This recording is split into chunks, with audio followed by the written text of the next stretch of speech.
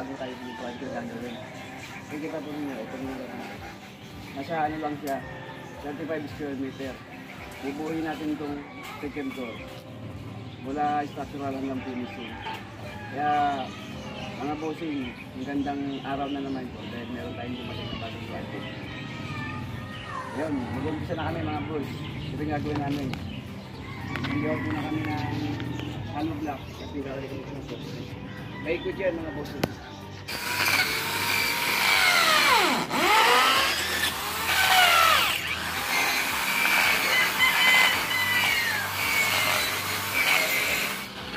Yung layout, nalagay tayo ng poste dito.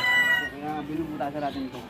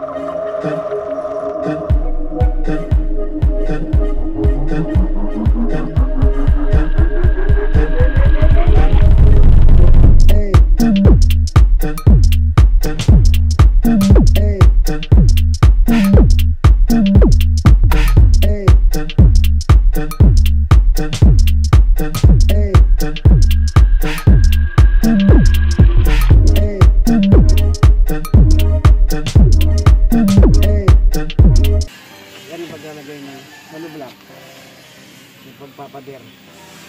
Kailangan naka-open yung pantay sa ibabaw, pantay din dito.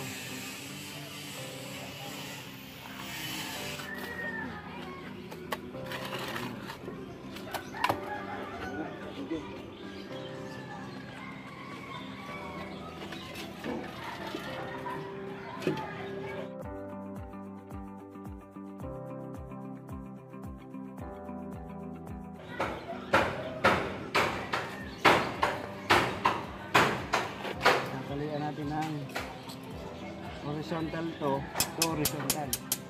Kalian natin ito.